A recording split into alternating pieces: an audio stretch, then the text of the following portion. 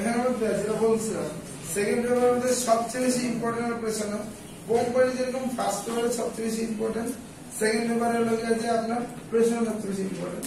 Normally এখান থেকে দুইটা কোশ্চেন আছে, তার মধ্যে তত্ত্ব থেকে একটা কোশ্চেন আছে, বুঝতে পারছেন?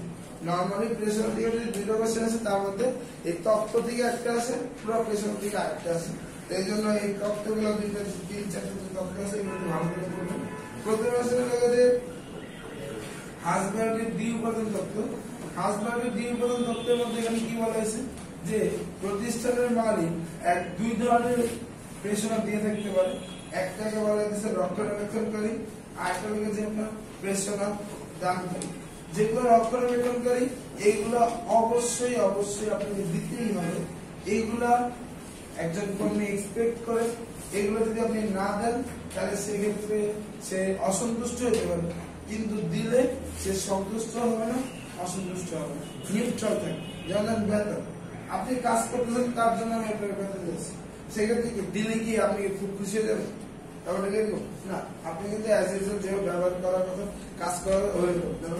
এই ধরনের উপাদানগুলোকে যদি প্রতিষ্ঠান কর্মীদের দেয়, কর্মীরা সন্তুষ্ট হয় না, অসন্তুষ্ট হয় না, নিরপেক্ষ থাকে। কিন্তু এই ধরনের উপাদান যদি না দেওয়া হয় তখন কর্মীরা অসন্তুষ্ট হয়।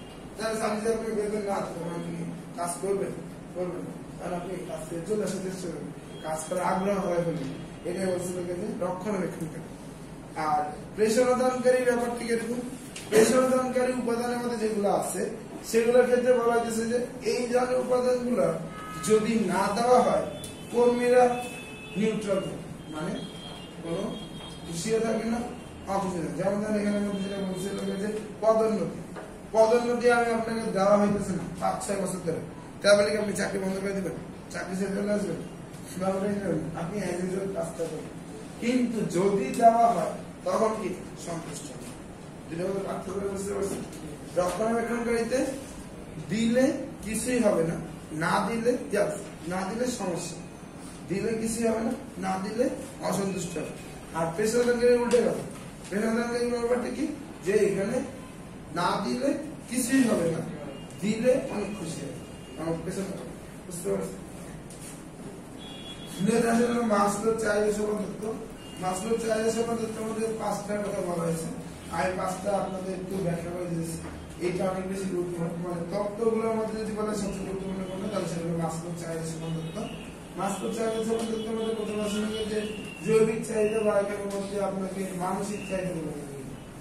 এটা পড়ছেন? এই যে বলা হয় ছিল না, এখন যেটা আছে সেটাই এখানে জৈবিক চাহিদা বলতে কি আমার নিত্য দিনের যেটা দরকার, ভাত, একটা খাওয়া, মানে ভাত খাওয়া বা একটু থাকার ব্যবস্থা করা, এই জিনিসগুলো কি যে মানে আপনার দিনে 3 বেলা খাইতে পারেন। এই জিনিস যেমন ধরেন এখানে আমি যদি বলি রাস্তায় একজন গরিব ফকির যে আপনার খুব একটা খাইতে পারেন, তাকে যদি আমি এখানে বলি যে আপনি আমার কাজটা করে দিবেন, আপনাকে আমি 2 বেলা খাইতে দেবো, তাহলে সেক্ষেত্রে সে কাজটা করে দিবে, সেক্ষেত্রে খুশি হবে। এটা বলা হচ্ছে কি জৈবিক চাহিদা।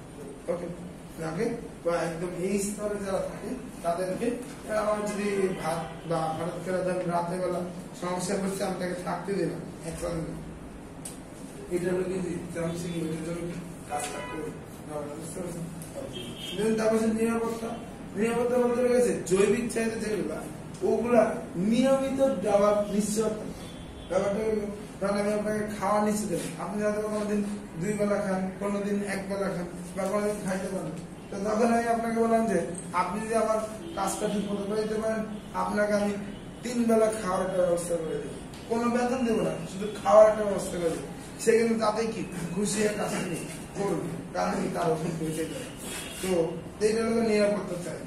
তারপরে নিরাপত্তা মানে কি এই জিনিসগুলো নিয়মিত পাবে, তার একটা নিশ্চয়তা দেবে।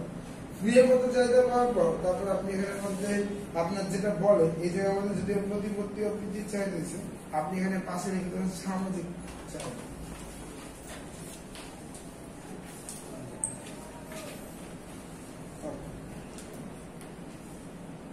সামাজিক চাহিদা ব্যাপারটা এরকম, হ্যাঁ এখানে ব্যাপারটা এরকম, ব্যাপারটা হলো যখন আপনি এই ধরনের নিয়মিত খাইতে পারতেছেন, 3 বেলা খাইতে পারতেছেন, থাকতে পারতেছেন, তখন আপনার মনে এটা কি হবে যে আমি সমাজের বাকি সবার সাথে মিশতে পারি, সবাই সবার সাথে আমি থাকতে পারি, এই জিনিসটা। কিন্তু আপনি যদি আগের স্টেপটা না ফিল আপ হয়, আপনি 3 নম্বর স্টেপে আছেন, আপনি খাইতে পারেন না ঠিক মতন, ঠিক মতো ঘুমাইতে পারেন না, কোনো বাসা বাড়ি নেই, আপনি সমাজে বাকি সবার কথা চিন্তা করবেন, সমাজের বিষয়ের কথা চিন্তা করবেন। তো এখানে আপনি স্টেপ গুলো কিন্তু একটা পর একটা আসে, একটা পূরণ হলে পরের স্টেপ আসে, একটা পূরণ হলে পরের স্টেপ। তো প্রতিবদ্ধতা বা এর মধ্যে যেটা সামাজিক চাহিদা, সেটা হলো যে আপনি সমাজের বাকি সবার সাথে মিলেমিশে থাকার জন্য চেষ্টা করবেন, সেটা হলো সামাজিক চাহিদা। সামাজিক চাহিদার পরে এখানে হলো যে আত্মমর্যাদার চাহিদা। আত্মমর্যাদার চাহিদাটাই আপনার অনেকে প্রতিবদ্ধ চাহিদা বলে, মানে ব্যাপারটা ইংলিশে একসাথে হয়। তো এখানে আমাদের ব্যাপারটা এরকম, ব্যাপারটা হলো যে আপনি এই জায়গার মধ্যে যখন আসবেন, দেখবেন যেমন ধরেন আপনি বিভিন্ন স্কুলে, মেয়েদের স্কুলে যেটা, মেয়েদের স্কুলে ভালো মেয়েদের স্কুলে গার্জিয়ানরা একসাথে গল্প করে, মেয়ে হয়তো স্কুলে পড়তেছে বা কলেজে পড়তেছে, মেয়ে হয়তো স্কুল কলেজে পড়তেছে, গার্জিয়ান কি করবে, গার্জিয়ান যারা আছে বাইরে এসে কি কিছু আলাদা আলোচনা করে। তো এখানে আমাদের কি সামাজিক চাহিদা ফিল আপ হয়েছে, সমাজে বাকি সবার সাথে মিশতে পারতেছে। যখন সামাজিক চাহিদাটা ফিল আপ হয়, তখন একজন আরেকজনের সাথে সাধারণত চিন্তা করে যে একটু বড় দেখান, একটু নিজেকে আলাদা করে দেখেন। দেখবেন এখানে আমাদের গল্পগুলোর মধ্যে যদি আপনি ঢুকেন, যদি আমি ঢুকিলে আমি শোনা তো দেখবেন যে বলবে যে ভাবি জানেন আমার জামাই আমার লেগে অমুক জায়গা থেকে অমুক জিনিস কিনে আনছে, যদিও বলবেন কিনেছে বঙ্গবাজার থেকে, বলবে ইন্ডিয়া থেকে কিনে আনছে। পরে বলবে যে ভাবি জানেন আমার জন্য আমার জামাই অমুক জায়গায় জমি কিনে রাখছে, মনে করেন জমি কিনে রাখছে, স্বর্ণ কিনে রাখছে, এইরকম একজন একজন থেকে নিজেকে উচ্চা করানোর চেষ্টা করে, মানে বড় দেখানোর চেষ্টা করে। এটা কখন হয়, যখন সমাজে বাকি সবার সাথে মিশতে পারতেছে। এখন যে মানুষটা সমাজে বাকি সবার সাথে মিশতেই পারে না, সে কি এগুলো নিয়ে কারোর সাথে কথা বলতে আসবে? তার মানে যখন আপনার সামাজিক চাহিদাটা পূরণ হবে, তখন আপনার কি নিজের আত্মমর্যাদার চাহিদাটা আছে, যে আমি বাকি সবার থেকে একটু উঁচু। আবার বুঝতে পারছেন? ক্লিয়ার? যখন আপনি বাকি সবার থেকে একটু উপরে থাকবেন, আপনার প্রতিপত্তি হয়ে যাবে, আপনার আত্মমর্যাদা বেশি থাকবে, তখন আপনি সবার শেষ স্টেপ আত্মপ্রতিষ্ঠার চাহিদাটা পূরণ করবেন। আত্মপ্রতিষ্ঠার চাহিদার ব্যাপারটা কি এরকম, আত্মপ্রতিষ্ঠার চাহিদার ব্যাপারটা এখানে বলা হয়েছে এরকম যে আপনি চাবেন সবাই যাতে আপনার আন্ডারে থাকে, আপনার কন্ট্রোলে থাকে। যেমন ধরেন আমি যদি বলি যে এখনকার সময় যে মেয়র আছে বা এর আগে যে মেয়র আনিছিল ছিলেন, এই যে আনিছিল আগে কি আপনার রাজনীতি করতো, সে আগে কি করছিল, ব্যবসা করতো, সে বিজনেস যেমন করতো, তখন কয়জন আনিছিল চিনত, সবাই চিনত। তো ব্যাপারটা হলো এখানের মধ্যে যখন একজন মানুষের প্রতিপত্তি হয়ে যায়, যখন সে সবার থেকে উপরে থাকে, তখন সে চেষ্টা করে তাকে যাতে সবাই চিনি, তাকে সবাই যদি জানে। বুঝতে পারছেন ব্যাপারটা হলো, যখন আপনি দেখবেন অর্থ সম্পদ হয়ে গেছে, তখন আপনি চেষ্টা করবেন যে না আমি আর কত করবো, আমি আর বাড়ি গাড়ি করবো না, আমি এখন চাবো যে সবাই যাতে আমাকে জানে, সবাই যাতে আমাকে চিনে, আমি যদি মৃত্যুর পর অমর হয়ে থাকতে পারি, সেরকম একটা কাজগুলো সাধারণত এই পর্যায়ে মানুষ করতে চায়, যেটা হচ্ছে আত্মপ্রতিষ্ঠান চাহিদা। ব্যাপারটা বুঝতে পারছেন? এবং এই আত্মপ্রতিষ্ঠান চাহিদার মধ্যে আস্তে আস্তে মানুষের মানে আর কোনো চাহিদা থাকে না, এইখানে বুঝতে পারছেন? এই জন্য মানুষের চাহিদা কখনো শেষ হয় না, একটা পর একটা খালি যখন সে ভাত খাবার পাইতে না, তখন ভাত খাবার পাইলে হয়ে যেত, কিন্তু একটা সময় বাড়তে বাড়তে একটা সময় তাকে আত্মপ্রতিষ্ঠা পাইতে হয়, যেটা বলেছি। এখানের মধ্যে আপনি 3 মানে বক্সের পরের যে দুটো লাইন প্রবেশ করে ফেলবেন। এখানে বলছে 2টা শ্রেণীতে ভাগ করছে, হ্যাঁ 2টা শ্রেণীতে ভাগ করতে বলছে। তো 2টা শ্রেণীতে ভাগ করলে আমি এই জায়গায় আপনাদের বলবো যেটা, সেটা হলো যে প্রথম 3টা যেটা আছে, প্রথম 3টা আছে, প্রথম 2টা হলো নিম্ন স্তর, আর পরের 3টা হলো উচ্চ স্তর। ঠিক আছে, প্রথম 2টা হলো নিম্ন স্তর আর পরের 3টা হলো উচ্চ স্তর। এই হলো 2টা শ্রেণীতে ভাগ করা হয়েছে। তারপরে আছে এক্সওয়াই তত্ত্ব। এক্সওয়াই তত্ত্বটা কি আপনারা জানেন? জৈবিক আর নিরাপত্তা হচ্ছে নিম্ন।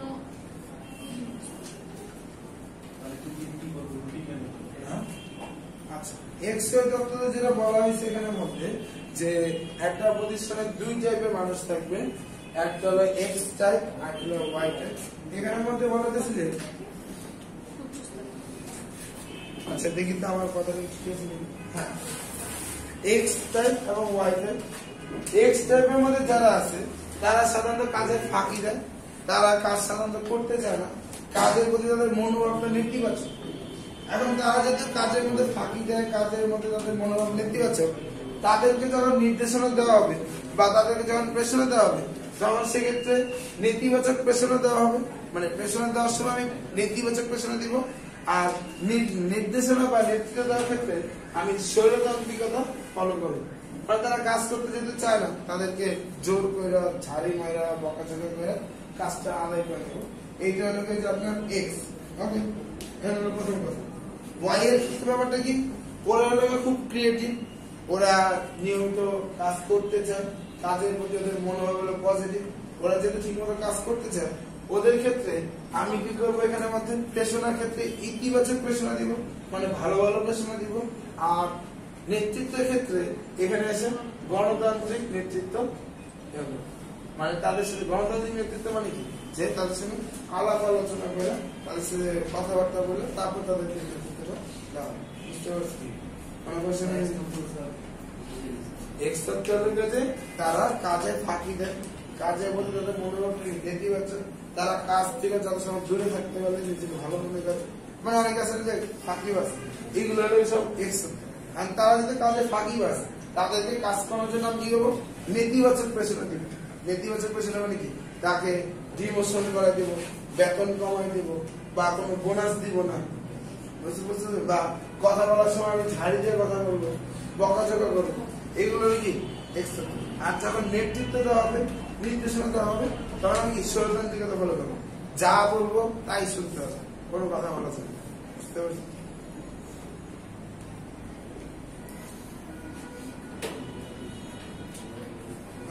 ইআরজি থিওরি। ইআরজি থিওরির মধ্যে আপনার এখানের মধ্যে তিনটা জিনিস, ই আর জি, তিনটা জিনিস মধ্যে হলো এক্সিস্টেন্স, রিলেটিভনেস, গ্রোথ। এই জিনিসগুলো, এক্সিস্টেন্স মানে হলো অস্তিত্ব থাকতে হবে, রিলেটিভনেস মানে হলো যে আপনার যে প্রেশারটা দেওয়া হবে সেটা কাজের সাথে সামঞ্জস্য থাকতে হবে, দেনটা হলো গ্রোথ, এবং এটা প্রেশারটা আস্তে আস্তে বাড়াতে হবে। এটা হলো এখানে তিনটা জিনিস হবে। এখানের মধ্যে ব্যক্তিটার নাম, প্রবক্তা যে তার নাম, এটা বুঝতে পারবেন, ক্লেইটন আলবারফার। আর অন্যান্য যে তত্ত্বগুলো আছে এগুলো কে প্রবক্তা তা বলতে চলবে, ওগুলো পুরোটা বলতে বলবো না, তবে প্রবক্তা গুলো আর কি জানা আছে তাহলে চলবে। যোগাযোগ। যোগাযোগ মানে একজনের সাথে আরেকজনের তথ্যের আদান প্রদান, যেটা সেটা হলো যোগাযোগ। তো তথ্যের আদান প্রদানের ক্ষেত্রে এখানে মধ্যে আপনি যেগুলো দাগ দিতে পারেন সেগুলো 3 নম্বর পয়েন্টটা।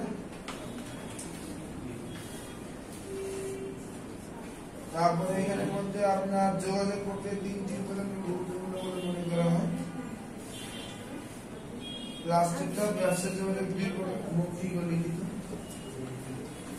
সৃষ্টিকারী উপাদান, প্রতিবন্ধকতা সৃষ্টিকারী উপাদান, এগুলো দেখেন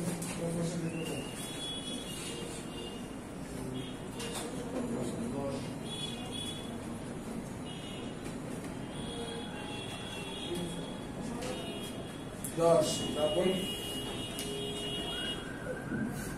শুনুন, 3 না,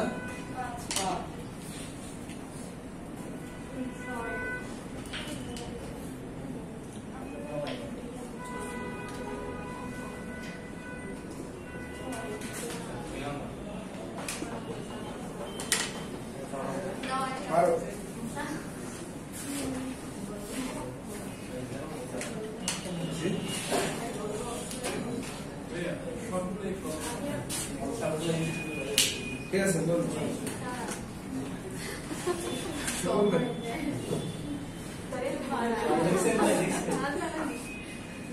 আচ্ছা, আমি আপনার এখানের মধ্যে যে একজন 7 জনের কি সবারই সমস্যা, 2-1 জন হলে আমি সাইড চেঞ্জ করতাম, আপনার সবাই ওই করে চলে না। আচ্ছা, আপনারা তো দ্রুত সবাই নষ্ট করে দিয়েছিল। আচ্ছা, এমনকি যে আমি কথা বুঝে আমি ওইদিকে সাউন্ড কম হয়, আমরা বিরক্তি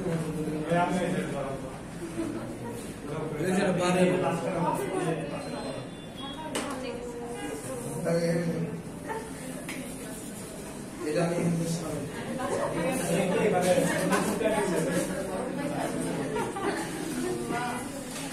আচ্ছা, যেটা বলতেছিলাম প্রত্যেকটা আমি একটা করে বুঝে দিই। প্রথম অবস্থা হচ্ছে প্রতিষ্ঠানের পরিবেশ। আপনি যোগাযোগের কার্যক্রমগুলো সম্পাদন করবেন, পরিবেশটা আমার এখানে ঠিক থাকতে হবে। এই যে আমাদের এই যে এখন বলতেছি, ওনার গল্প করতেছে, পরিবেশটা ঠিক মতো নেই, আমি কি বলতেছি এইরকম পরিবেশটা যদি ঠিক না থাকে তাহলে যোগাযোগ কি ঠিক মতো হবে না।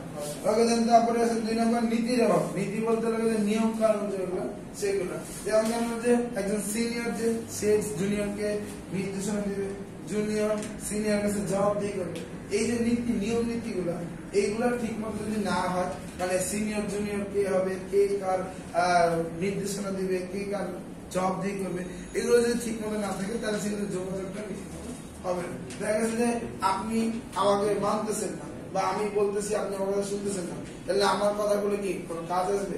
যোগাযোগটা ঠিক মতো হবে হবে না। তাহলে নিয়ম নীতি ঠিক থাকতে হবে, নিয়ম নীতি অভাব যদি থাকে তাহলে সেক্ষেত্রে যোগাযোগ সম্পূর্ণ হবে না। 3 নম্বর ব্যবস্থাপনা স্তরের আধিক্য। ব্যবস্থাপনা স্তরের আধিক্য বলতে হলে বুঝেছে যেটার মধ্যে আমরা যে যে ভাগগুলো দেখছিলাম, এখানে ধরেন অনেকগুলো স্টেপে আছে।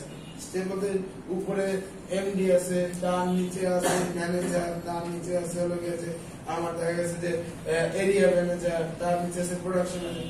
এই স্তরগুলো প্রোডাক্ট প্রতিষ্ঠানের স্তরগুলো কি অনেক বেশি থাকলে দেখা গেছে যেই উদ্দেশ্য নিয়ে যোগাযোগ করা হয়েছে সেটা, যেমন ধর একটা কথা বলি, যখন কোনো কথা একজন থেকে পাস হয় তখন দেখা যায় যে যত মানুষ ঘুরে তত কথার পরিবর্তন হয়ে যায় বেশি।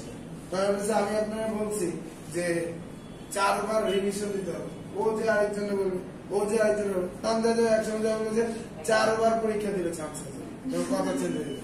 বুঝতে পারছেন? তো এইভাবে করে মানে ব্যবস্থাপনা স্তরের মধ্যে যখন আধিক্য থাকবে তখন সেখানে যোগাযোগটা চেঞ্জ হয়ে যেতে পারে। এক একজনের মতো করে বলবে, যার কারণে আলটিমেটলি যোগাযোগটা যে কারণে করাইতেছে ওই জিনিস ঠিক নষ্ট হয়ে যেতে পারে। 4 নম্বর প্রতিষ্ঠানের কাঠামো।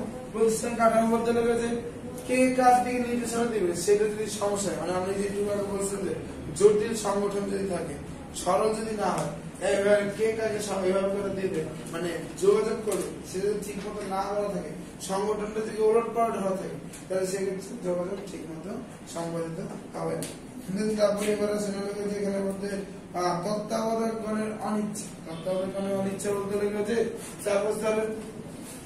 এরা তত্ত্বাবধায়ককে উনি যেটা নিয়ন্ত্রণ করে, মানে নিচের স্তরের ঊর্ধ্বতন কি তত্ত্বাবধায়ক। এখন কথা লেগেছে, আমি বললাম, আমি ধরেন প্রতিষ্ঠানের এমডি উপরে আছে, আমি বললাম যে এই বছর 15% প্রফিট বেশি করতে হবে, আমি এটা বললাম উপর থেকে নির্দেশনা শুনে, কিন্তু উনি ভাবতেছে 15% করার দরকার নেই, 10% করলে চলবে। ওনার এখানে 15% বলবে একটা অনিচ্ছা আছে, তাহলে সেক্ষেত্রে আমার 15% কি হবে অ্যাপ্লাই হবে না, উনি যেটা চাই সেটাই হবে, কারণ সেক্ষেত্রে এইটাই কি অ্যাপ্লাই হবে, যার কারণে যোগাযোগটা কি ব্যাহত হবে। বুঝতে পারছেন? দেন তারপরে এবার আছে যে আমলাতান্ত্রিকতা মানসিকতা। আমলাতান্ত্রিকতা মানসিকতা মানে কি, জিনিসটা অনেক লেন্দি করে ফেলা, কাজগুলো অনেক দেরি করে, যেহেতু কাজগুলো অনেক দেরি হবে, অনেক বেশি লোকের অবস্থান হবে, আলটিমেটলি যোগাযোগটা ব্যাহত হবে। এটা এখানে আমাদের কথা। তারপর ব্যক্তিগত অনিচ্ছা। ব্যক্তিগত অনিচ্ছা বলতে আপনি ব্যক্তিগতভাবে কাজটা করতে চান না, একবার বললো ওইটা আপনি ব্যক্তিগত করতে চাইছেন না, কারণ যেমন আপনাকে বলা হলো যে ঘুষ নিতে হবে অমুক লোকের থেকে, কিন্তু আপনি ঘুষ নিতে চাইতেছেন না, বা আপনি এখানে অবৈধ একটা কাজ করতে বলবেন কিন্তু সেটা আপনি করতে চাইতেছেন না, কারণ সেক্ষেত্রে আপনি যদি অনিচ্ছা হয় তাহলে ওই যোগাযোগটা কাজটা দিবেন। দেন তারপরে যে অবিশ্বাস। অবিশ্বাস বলতে আমি আপনাকে বললাম যে আপনি যদি ভালো করে চান্স পান তাহলে সেক্ষেত্রে আপনাকে বিভিন্ন কিছু খাওয়ানো হবে, এটা বললাম, কিন্তু আপনি আমাকে বিশ্বাস করলেন না, কারণ আপনি ভালো করে করলেন না, আমার চা খাওয়াবেন না। অবিশ্বাস, কথা বিশ্বাস না করলে তারপরে আমি বলবো আমি খাওয়ার জন্য চান্স করেন, খাওয়ার জন্য চান্স করেন, এমনি কত খাইতে পারবেন। আমার মনে করেন না যে চান্স পানি তো কি হয়েছে, খোঁজ খবর রাখবো কোন কোচিং কোন দিন সংবর্ধনাতে, ওই দিন বাসা নিচে কেউ বিরিয়ানি একটা কিনা খাইছি, ওরা খাইছে, আমরা খাইছি, আমরা রিজিক রাখছি আমার জন্য। ওকে বলা আছে যে পূর্ব ধারণ বলতে কিছু পূর্ব ধারণা আমাদের পূর্ব ধারণা পূর্ব ধারণা ব্যাপারটা এরকম যে আমাদের এখানে মধ্যে মানে আমরা অনেক সময় ফ্যামিলি যখন আমাদেরকে বলে এই কাজটা করিস না এই কাজটা করিস না আমরা আর তোমরা তো অনেক পুরান মানুষ তোমাদের চিন্তা ভাবনা এখনকার সময় চলে এরকম বলে সেক্ষেত্রে মানে পূর্ব ধারণা থেকে যদি আপনি আগে থেকে একটা বিশ্বাস নিয়ে রাখেন সেক্ষেত্রে যোগাযোগ অনেক সময় কি কাজে আপনাকে বলছে একভাবে তখন আপনি বলতেছেন না তোমরা পূর্বের মানুষ তোমরা আগের কালের মানুষ তোমাদের ধারণা এখন চলতেছে তখন সেক্ষেত্রে কিন্তু যোগাযোগ করবে কাজে দিবে না তাছাড়া দুর্বোধ্য ভাষা ব্যবহার আমি বললাম ওয়াং চিং পাং এভাবে দুর্বোধ্য ভাষা ব্যবহার করলাম এটা না নর্মালি এখানে মধ্যে যে আমরা বাংলা বইতে যে একটা তুমি আমার সাথে প্রপঞ্চ করেছে যে প্রপঞ্চ মানে সরল শব্দ বিকাশ এখন প্রপঞ্চ বললাম কিছু দুর্বোধ্য ভাষা ব্যবহার তারপর আঞ্চলিক ভাষা ব্যবহার আপনি বললেন যে আই হানি খেয়া আপনি আই হয়তো ইংলিশ বলছে হানি মানে মধু হচ্ছে তো আপনি মধু খাইতেছেন আপনি চাইছেন পানি খেতে আমি ভালো তো বলতে স্পষ্ট করি তারপর একটা ডিভিডি এরকম দেখছেন মহাকালীরা ফেনি মানুষ আপনি গাড়িতে গাড়ি বলে এখানে আর যে বলছে এই যে গাড়ি বলে আপনি তো বলছেন গরু কিনার কথা বলছেন আমি গাড়ি কিনবো গাড়ি আমি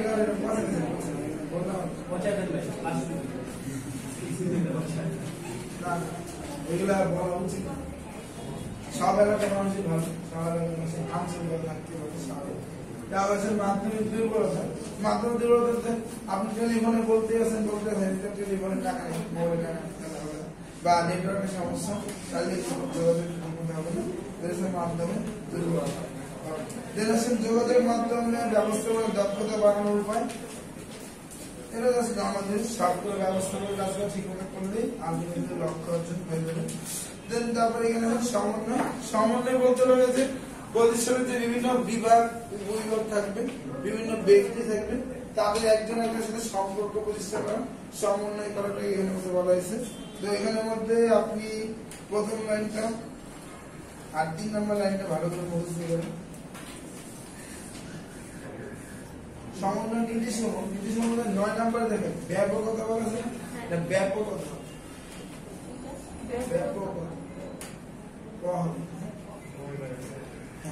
আচ্ছা দেখেন তো এগুলো কোনো কোশ্চেন সমন্বয় মানে তো বুঝে নিচ্ছি জাস্ট একটার সাথে মানে সেতু বন্ধন তৈরি করে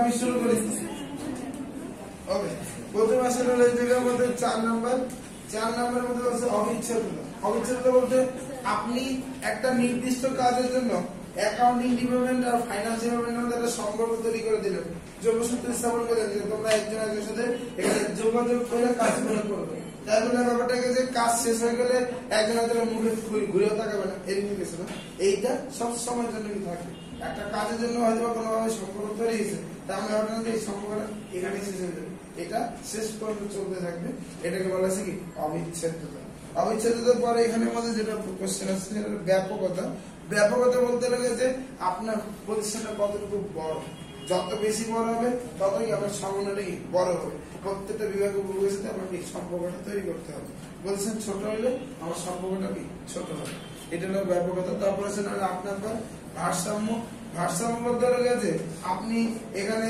অ্যাকাউন্টিং আর ফাইন্যান্স ডিপার্টমেন্ট এই দুটো ডিপার্টমেন্টের কাজ বেশি প্রতিষ্ঠানে তার জন্য এই দুইটার মধ্যে আপনি সম্পর্কটা বেশি রাখবেন প্রোডাকশন ডিপার্টমেন্টের সাথে কাজ কম তার জন্য সম্পর্ক কম রাখবেন এরকম হবে না প্রত্যেকটা বিভাগে সমানভাবে কি একটা সাথে সম্পর্ক আপনার থাকতে হবে, যেটাকে বলা হচ্ছে কি ভারসাম্য। কার সঙ্গে বেশি সম্পর্ক ভালো থাকবে, কার সঙ্গে সম্পর্ক খারাপ থাকবে, এইটা করার জন্য সবার সাথে কি সমানভাবে সম্পর্ক থাকতে হবে, সেটা ভারসাম্য। তারপরে 3 নম্বর পরিবর্তনশীলতা। পরিবর্তনশীলতা বলতে গেলে যেখানের মধ্যে সময়ের সাথে সাথে আপনার সম্পর্কটা আরো জোরালো হবে। কাজ যত বেশি হবে তত সম্পর্ক আরো জোরালো হইতে হবে। এখন সম্পর্ক আছে একরকম, এইটাই সবসময় থাকবে, ব্যাপারটা এরকম না, সময়ের সাথে সাথে এটাকে আরো বাড়তে থাকবে। এটা হচ্ছে আপনার পরিবর্তনশীলতা। আচ্ছা, পূর্ব শর্ত সমন্বয় করতে হলে কোন কোন জিনিসগুলো অবশ্যই দরকার সেগুলা এখানের মধ্যে, এগুলো তো আমার একটা দরকার নেই, এগুলো আমি আপাতত আগে কিছু সময় কম। নিয়ন্ত্রণে চলে যাই। নিয়ন্ত্রণের মধ্যে এখানের মধ্যে আপনার ব্যাপারটা কি, আপনি পরিকল্পনা করছেন, আপনার পরিকল্পনা দিয়ে কাজ হয়েছে কিনা সেইটা যাচাই বাছাই করা হয়, সেটা হচ্ছে নিয়ন্ত্রণের মধ্যে। যদি কাজ ঠিক মতো হয়ে থাকে তাহলে ভালো, যদি কাজ ঠিক মতো না হয়ে থাকে তাহলে পুনরায় কি আমার এখানে মধ্যে কাজগুলো করতে হবে, সেটা নিয়ন্ত্রণ। নিয়ন্ত্রণের মধ্যে এখানে আপনার দ্বিতীয় পয়েন্টে দেখবেন পূর্ব নির্ধারিত মানের সাথে অর্জিত কাজে তুলনা করা। যেটা পূর্ব নির্ধারিত মান বলতে পরিকল্পনা যেটা করছেন সেটাকে বলছে পূর্ব নির্ধারিত মান, এবং সেটার সাথে বাস্তবের কাজটাকে তুলনা করা। যেমন আপনি প্ল্যান করছেন যে 4 বার রিভিশন দেবেন, কিন্তু মাসের আর 1 মাস আছে, তখন আপনি হিসাবটা দেখবেন যে আদৌ রিভিশনটা দেওয়া হয়েছে কিনা ঠিক মতো, বা রিভিশন দিচ্ছি কিনা সেটা তুলনা করবেন, এটা অর্জিত কাজের তুলনা। তারপর যদি সংশোধনী গ্রহণের কাজ চালু হয়, যদি দেখেন যে হ্যাঁ না আমার যেভাবে প্ল্যান করছি, যেভাবে রুটিন করছি ওইভাবে হইতেছে না, কারণ কি আপনি নতুন করে আবার রুটিন করবেন, এটা আমি সংশোধনী গ্রহণের মাধ্যমে অর্জিত কাজ চালু রাখেন। তারপর যে পরের লাইনটা রাখ দেবেন নিয়ন্ত্রণ হলো ঊর্ধ্বতন কর্তৃপক্ষের কাজ। তারপরে যে আপনার লাস্টের লাইনটা রাখ দেবেন আদর্শ নির্ধারণ বা পরিকল্পনা তৈরিকে নিয়ন্ত্রণের ভিত্তি বলা হয়। তারপরে নিয়ন্ত্রণে বিভিন্ন পদক্ষেপ বা প্রক্রিয়া এরকম দেখেন। এখানে আছে এটা বুঝেন আপনার নিয়ন্ত্রণ কি ইন্টারেস্ট ছিল, বুঝুন। তাহলে এখানে 5টা দেখেন, কোনো প্রশ্ন ইন্টারন না থাকলে আমি পুরো বলছি।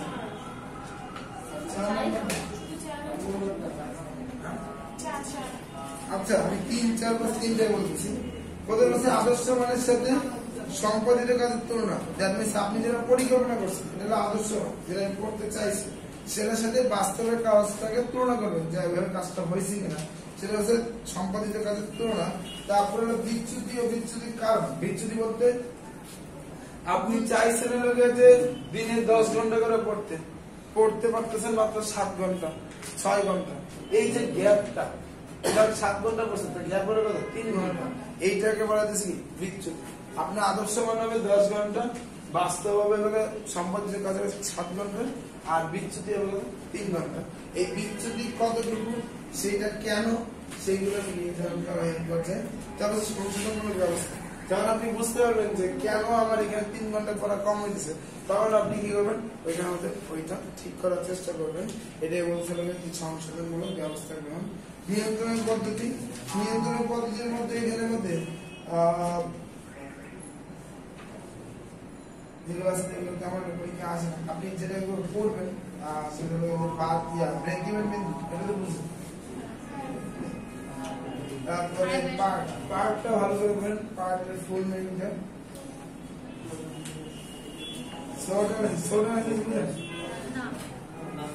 ফ্রিল্যান্সার মানুষ সাথে বুঝে, মার্কেটিং মানুষ সাথে বুঝে। আচ্ছা, শর্ট অ্যানালিসিসটা বলি। আপনার প্রতিষ্ঠানের অভ্যন্তরীণ উপাদানগুলো, সেগুলোকে আপনার বলা হয় SW, তাই তো? SW কি অভ্যন্তরীণ, আর অপারেশনাল সেট হলো কি সরি অপরচুনিটি, আর সেট হলো কি বাচ্চা। এটা আমি বলে দিই, এটা মাথাতে ভুলে দিই। একটা প্রতিষ্ঠানে উপাদান থাকবে 2টা, কিছু অভ্যন্তরীণ কিছু বাচ্চা। অভ্যন্তরীণ যে উপাদানগুলো থাকবে সেগুলোকে এখানে SW দ্বারা বলা যাচ্ছে, আর ORT দ্বারা বাহ্যিক উপাদানগুলোকে বোঝা যাচ্ছে।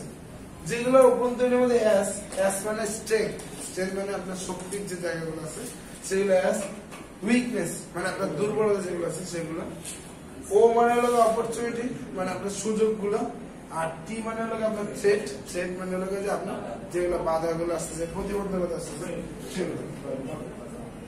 তো এই জিনিসগুলো আর কি এই শর্ট অ্যানালিসিসের মধ্যে এখানে ওদের মাথায় রাখবেন। এটা লাগে যে অভ্যন্তরীণ এবং বাহ্যিক উপাদানগুলোর মধ্যে বিচার বিশ্লেষণ করা হয় শর্ট অ্যানালিসিসের মধ্যে। আর বাকি কি আর আছে ক্লাসের শেষ কথা আর কি আছে পরে দিচ্ছে ব্যবসা অর্থ সংস্থান এটা ফাইন্যান্সের আপনার ভুলে গেল কেটে দিই কাপড় এত কষ্ট করে দিয়েছে বলে লিখছি আচ্ছা এখানে আমাদের দেখেন মার্কেটিং এর স্টুডেন্ট হবে একটু যেটা সমস্যা হতে পারে ফাইন্যান্স স্টুডেন্টের সমস্যা হলে বল স্পেসিফিক করে বল কোনটা সমস্যা থেকে সব হ্যাঁ এটাও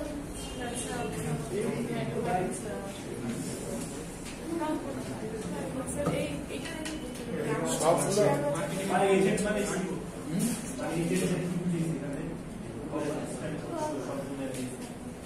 অপ্রতিষ্ঠিত উচ্চতে প্রতিনিধি মানে আপনার কোনো কাছাকাছি জালালার এজেন্টের মধ্যে কাছাকাছি মানে ব্যাপারটা আমি বলি এটা কেন দিচ্ছি আপনার খুব কম আগে আসতো যে আগে আপনার যখন ফিনান্সাল মার্কেটিং আলাদা ছিল না তখন ফিনান্স মার্কেটিং কিছু কোশ্চেন আপনার ম্যানেজমেন্টের মধ্যে করেন বুঝতে পারছেন তো ওই হিসাবে আর কি এখানে দেওয়া হয়েছে কিন্তু নর্মালি ম্যানেজমেন্টের কোশ্চেন করে কোশ্চেন থাকে না এখনকার সময় এখন এই ফিনান্সের কোশ্চেন থাকে মার্কেটিং কোশ্চেন থাকে শেয়ার স্টকের মধ্যে পার্থক্য কি? শেয়ারের স্টক মধ্যে পার্থক্য বলে শেয়ারের মধ্যে যে নির্দিষ্ট মূল্য থাকে এটা নিয়ে কোনো কোশ্চেন আছে কিন্তু স্টকের নির্দিষ্ট কোনো মূল্য থাকে কিভাবে শেয়ার মানে একটা শেয়ার আপনি এটাকে বলবেন একটা শেয়ার ওকে এটার মূল্য 10 টাকা কিন্তু যখন এই একটা শেয়ার আমি একসাথে কয়েকটা মিলে বিক্রি করবো তখন সেটা দেবে কি স্টক যখন আমি 10টা শেয়ারকে একসাথে বিক্রি করবো এই পুরো জিনিসটা একসঙ্গে নেওয়া হবে একটা এখন এই স্টকের দাম 10 টাকা করে হলে কত হবে 100 আমি যদি 50টা শেয়ারকে 100 টাকা করে বিক্রি করি এটাও একটা স্টক তাহলে এটার দাম হয়ে যাবে 500 এই জন্য বলছেন নির্দিষ্ট থাকে না স্টকের আর স্টকের ক্ষেত্রে আরেকটা জিনিস বলে দিই আমরা বলি ঢাকা স্টক এক্সচেঞ্জ ওখানে মধ্যে কিন্তু একটা শেয়ার করে কেনা হচ্ছে না ওখানে কেনা হচ্ছে কি স্টক স্টক কেনা হচ্ছে করে এই জন্য এটার নাম হচ্ছে ঢাকা ঢাকা স্টক এক্সচেঞ্জ আর সিকিউরিটি স্টক এক্সচেঞ্জ কি ঢাকা স্টক এক্সচেঞ্জ আর সিকিউরিটি স্টক না ওটা হলো আপনার কাছে বিএসসি কথা বলতেছেন ওটা হলো যে বাংলাদেশ সিকিউরিটিজ এক্সচেঞ্জ কমিশন এইটা হলো নিয়ন্ত্রণ কর্তৃপক্ষ ব্যাংকে যেরকম নিয়ন্ত্রণ করে বাংলাদেশ ব্যাংক এই Dhaka stock exchange Chittagong stock exchange এটাকে নিয়ন্ত্রণ করে বিএসসি